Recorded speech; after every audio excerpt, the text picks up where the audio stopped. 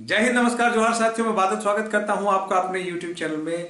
जो जो जैसे सीजीएल में एसआईटी रिपोर्ट नाम का जिन्न बाहर आ रहा है, त्यों त्यों ये तबाही मचाता जा रहा है, त्यों त्यों इसकी जो चर्चा है पूरे झारखंड में हो रही है। छात्रों के गलियारों में ये जो चर्चा आम हो चुकी है कि इसका दोषी कौन है, इसका गुनहगार कौन है। जब से ये एसआईटी रिपोर्ट लगातार खुलासे कर रही है, खुलासे दर खुलासे करते जा रही है, तब से बहुत सारी चीजें जो है संदिग्ध के घेरे में आते जा रहे हैं। इसने बहुत सारे ऐसे महत्वपूर्ण सवाल छोड़े हैं जिन सवालों का जवाब अब हर कोई जानना चाह रहा है। जी हाँ, अगर आप इस चैनल से जुड़े होंगे तो आज से ठीक 4 माह पहले अगर आपने देखा होगा तो मैंने पूरी जोर शोर से ये आवाज उठाई थी कि जब तक एसआईटी की जांच की रिपोर्ट ना आ जाए तब तक सीजीएल की परीक्षा नहीं होनी चाहिए थी। उस वक्त कुछ मुट्ठी भर छात्रों के समूह ने भी जो है साथ दिया था हमारा। उन लोगों ने ट्विटर पर भी कैंपेन किया था, no SIT report, no CGL examination, अगर आपको याद होगा। हालांकि दुर्भाग्यपूर्ण था कि कुछ लोगों ने जबरदस्ती जो है एग्जाम करवाने के लिए जिद करवा दिया और ट्विटर अभियान से लेकर तमाम चीजों को कर दिया। अपने फैन फॉलोइंग का बेजा फायदा उठाते हुए लोगों ने जो है किसी तरह ये न किन प्रकार, पता नहीं उसके पीछे क्या मंशा थी, लेकिन जो भी थी सीजीएल एग्जामिनेशन को करवा दिया गया। उसके बाद क्या हुआ, क्या नतीजा है, क्या भुगतान भरना पड़ रहा है छात्रों को, ये आप देख रहे हैं। फिलहाल सीजीएल परीक्षा में जो है 6 महत्वपूर्ण सवाल जो है उठ गए हैं। अब ये 6 सवालों का जवाब हर झारखंड विद्यार्थी जानना चाहता है, हर झारखंड का व्यक्ति जानना चाहता है, हर वो व्यक्ति जानना चाहता है जिसके 8 साल बर्बाद हुए हैं, और हर वो जागरूक छात्र सवाल पूछना चाहता है। चाहे वो सिस्टम हो, चाहे सरकार हो, चाहे जेएसएससी हो, चाहे वो तथाकथित छात्र हित के लोग हों, उन सब से ये सवाल बनता है कि क्यों हमें इस आग में धकेला गया जिसका हम लोग अब भुगतान भर रहे हैं। सवाल जो सबसे पहला उठा है, जिस प्रकार से आप जानते हैं कि एसआईटी जो है ये सवाल उठा रही है। जी हाँ, मैं नहीं उठा रहा हूं, मेरा जब सवाल उठाने का काम था तो उठाया था। चूंकि मेरी फैन फॉलोइंग इतनी बड़ी नहीं थी कि मैं बहुत ज्यादा सुना जाता, फिर भी मैंने यथासंभव सत्य के सपोर्ट में आवाज उठाई थी और स्टूडेंट के हक में आवाज उठाई थी। वही आवाज एसआईटी अब कर रही है। एसआईटी की जांच में जो है एजेंसी आयोग के करार में जो है गड़बड़ी है, ऐसा एसआईटी ने संदेह व्यक्त किया है आज के अखबार के अनुसार। तो इसका जिम्मेदार कौन है? जो सवाल सबसे पहली बात है कि ऐसा जो एजेंसी है और आयोग के बीच में जो करार हुआ है यह संदिग्ध है, यह संदेह के घेरे में है।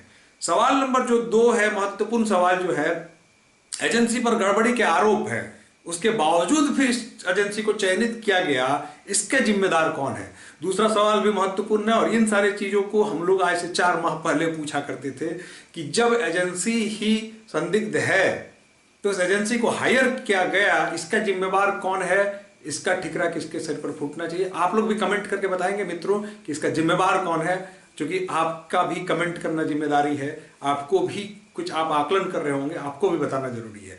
तीसरा सवाल जो है कि कई कोचिंग संचालकों के पास जो है पेपर मिले थे, जैसा कि आप जानते हैं, यह अखबार में भी उस वक्त छपा था, लेकिन अब तक किसी कोचिंग संचालक की गिरफ्तारी क्यों नहीं हुई? यह भी एक बहुत बड़ा प्रश्न है। जो लोग दोषी हैं उनकी गिरफ्तारी होनी चाहिए, यह बहुत बड़ा प्रश्न है।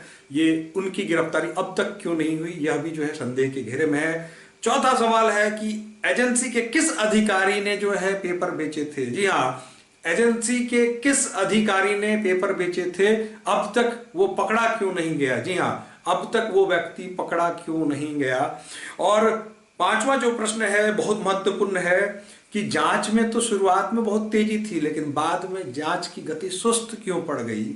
यह भी सवाल बनता है कि भाई किस आधार पर जांच को सुस्त कर दिया गया, जबकि छात्रों ने ट्विटर कैंपेन भी यथासंभव यथाशक्ति के अनुसार चलाया। हालांकि बहुत ज्यादा प्रभावी नहीं रहा था, लेकिन आवाज तो सब के जो है सपोर्ट में छात्रों ने उठाई थी, हम सब ने उनकी मदद की थी, लेकिन वो जांच की रिपोर्ट सुस्त क्यों हो गई थी, यह भी सवाल उठा है। और जो अंतिम सवाल जो है कि दूसरी बार जो सितंबर में पेपर लीक हुआ उसकी जांच अब शुरू हुई है। माननीय न्यायालय के आलोक में जो है यह जांच हो रही है, जांच चल रही है, इसके फाइंडिंग्स के इंतजार हैं।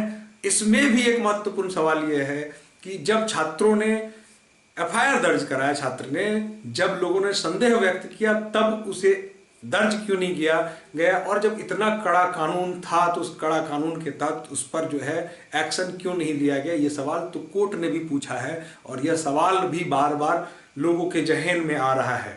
तो तमाम जो चीजें हैं, इन तमाम चीजों में निष्कर्ष भी ये निकल के आता है कि जब जब छात्रों ने आवाज उठाया, छात्रों को विलन करार दिया गया। छात्रों के समर्थन में कोई व्यक्ति आ गया, उसे पार्टी का एजेंट करार दिया गया। और तो और सरकार की बात तो छोड़ दीजिए मित्रों, छात्र ही स्वयं जो है लोगों को पार्टी का एजेंट बताते हैं, तो कुछ बताते हैं तो कुछ बताते हैं। लेकिन सवाल यहीं पे है कि हो सकता है कि कोई विद्यार्थी गलत हो सकता है कोई शिक्षक गलत हो सकता है कि इसे लीड करने वाला कोई व्यक्ति हो, लेकिन सवाल अभी भी उसी जगह पर है कि इन तमाम जो गतिविधियां हुई, इनका जिम्मेदार कौन है, कौन जिम्मा लेगा ऐसी घटनाओं का। ऐसी जिसे घटना नहीं दुर्घटना कह सकते हैं, ऐसी दुर्घटनाएं जिन्होंने छात्रों के जीवन के साथ खिलवाड़ किया, इसका जवाबदेह कौन होगा, इसका गुनहगार कौन है, कब ये गुनहगार पकड़े जाएंगे, कब इनके गिरेबान पे हाथ डाला जाएगा और इन्हें सजा देकर ऐसी नजीर पेश की जाएगी कि दोबारा कोई हिमाकत न करे झारखंड में छात्रों के भविष्य के साथ खिलवाड़ करने का। ये देखने वाली बात होगी। ये तो भविष्य के पेट में है कि कल क्या होगा। फिलहाल आप इंतजार करिए कि एसआईटी की जांच रिपोर्ट में अगली कड़ी में कौन सा खुलासा हो रहा है।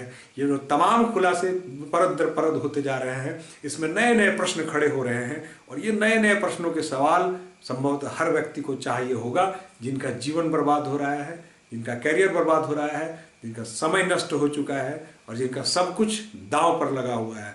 ऐसे लोगों को तो इसका जवाब चाहिए ही होगा। जय हिंद, नमस्कार।